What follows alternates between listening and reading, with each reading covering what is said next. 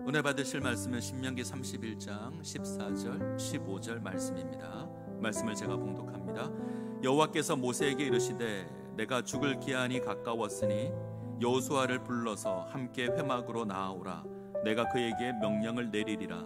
모세와 여호수아가 나아가서 회막에 서니 여호와께서 구름 기둥 가운데에서 장막에 나타나시고 구름 기둥은 장막 문 위에 머물러 있더라. 아멘. 하나님께서 모세와 여호수아를 하나님의 회막으로 부르십니다. 모세와 여호수아, 이들은 이스라엘의 지도자입니다. 한 명은 이 땅에서의 사역을 마치고 하나님의 부름을 받을 지도자입니다. 또 다른 한 명은 이스라엘을 약속의 땅으로 이끌고 갈 새로운 지도자입니다. 오늘 본문은 모세와 여호수아가 하나님 앞에 세워졌을 때 주어진 그 장면을 묘사하고 있습니다. 모세와 여호수아가 하나님의 회막 앞에 섰을 때 하나님께서 구름 기둥 가운데 임하십니다. 그리고 이 구름 기둥이 회막 문에 머물러 있습니다. 아주 간단한 내용인데 이 장면이 의미하는 것은 분명합니다. 회막, 이 성막은 하나님의 임재를 상징합니다. 이 성막의 가장 중요한 의미가 하나님의 임재입니다. 하나님께서 함께 하신다. 이곳으로 모세와 여호수아를 부르십니다. 그리고 하나님께서 영광 가운데 임하십니다. 하나님의 의도는 분명합니다.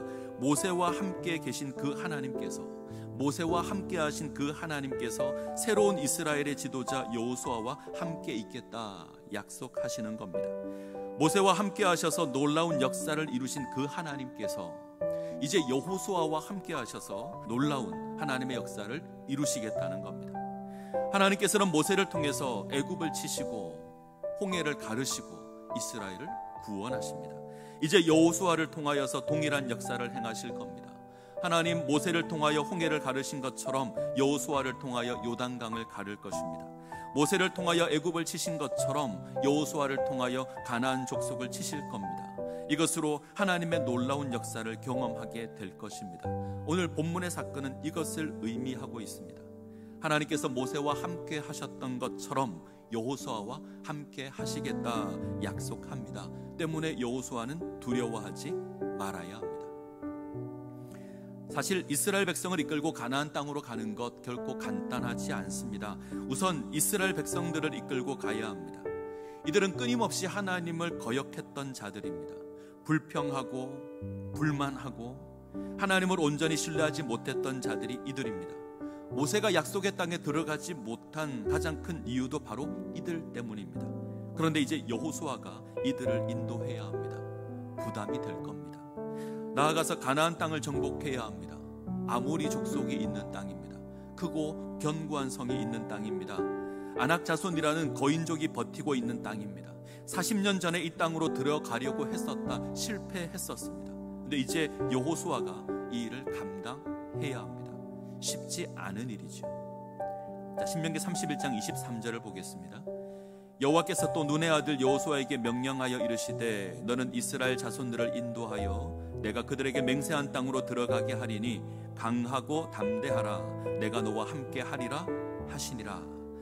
하나님께서 여호수아에게 강하고 담대할 것 명령하십니다. 우리가 주목할 것은 이 명령에 대한 하나님의 약속입니다. 그것은 하나님의 함께 하심입니다. 하나님께서 앞서가실 겁니다. 하나님 떠나지 않으실 겁니다. 하나님 버리지 않으실 겁니다. 함께 하셔서 가나안 땅 정복하게 하실 겁니다. 모세와 함께 하셨던 그 하나님 이제 여호수아와 함께 하셔서 가나안 땅을 정복하게 하실 겁니다. 하나님께서 함께 하시면 모든 문제가 해결될 겁니다. 이 믿음 가운데 세워지시기를 바랍니다. 하나님의 지하운동이라는 책을 쓴 범브란트 목사님이 계십니다. 이 목사님은 루마니아 공산 치하에서 목회를 하시다가 체포되었고 14년간 감옥에서 옥살이를 합니다. 3년간은 빛도 들어오지 않은 독방에 갇혀 있었고요. 결국은 사형 언도를 받습니다. 절망 가운데 있던 범브란트 목사님이 하나님을 원망하며 고백합니다. 하나님, 주의 일을 하다 이 나이에 형장의 이슬로 사라져야 되겠습니까? 하나님 너무하신 것 아닙니까? 원망합니다. 자, 이때 하나님의 음성이 들립니다. 사랑하는 종아, 성경에 두려워하지 말라라는 말이 몇 몇 번 기록되어 있는지 아느냐? 자, 이 말을 들은 범브나트 목사가 성경을 읽기 시작합니다. 그리고 두려워 말라라는 말이 나오면 이제 표시를 하면서 성경을 읽어 내려갑니다. 자, 몇 번 기록되어 있을까요? 성경에 두려워하지 말라라는 말씀은 365번 기록되어 있습니다. 고백하죠. 하나님, 365번입니다. 그러자 하나님께서 말씀하십니다. 왜 내가 365번 이 말을 기록해 놓았다고 생각하느냐? 1년 365일 하루하루 걱정하지 말고 살라고 그렇게 기록해 놓았다. 자, 이 말씀에 범브란트 목사님이 감동을 받습니다. 자, 그리고 다시 성경을 읽어 내려갑니다. 근데 자세히 세어보니 365번이 아니라 366번입니다. 의아해서 하나님께 다시 묻습니다. 하나님, 366번입니다. 그러자 하나님께서 말씀하십니다. 4년에 한 번씩 윤년이 돌아온다. 윤년이 되면 1년이 366일이다.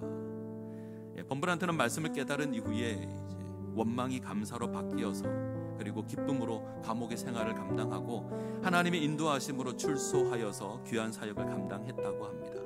자, 우리가 기억할 것이 있죠. 하나님께서 언제나 우리와 함께 하십니다. 그러기에 우리를 향하여 두려워하지 말라 말씀하십니다. 오늘 하루도 하나님께서 우리와 함께 하시며 우리를 하나님의 백성으로 살게 하십니다. 모세와 함께 하신 하나님, 여호수아와 함께 하신 하나님, 이 하나님께서 우리와 함께 하시며 우리의 삶을 인도하십니다. 이 은혜 가운데 세워지시기를 간절히 소원합니다. 기도하겠습니다. 살아계셔서 우리가 찾을 때 역사하시는 하나님, 이 시간 우리가 하나님의 약속을 기억하며 오늘 하루 살아가기를 소원합니다. 함께 하시는 하나님께서 나의 인생 가운데 역사하여 주시옵소서. 강하고 담대함으로 온전한 삶을 살아가게 하여 주시옵소서. 예수님의 이름으로 기도합니다.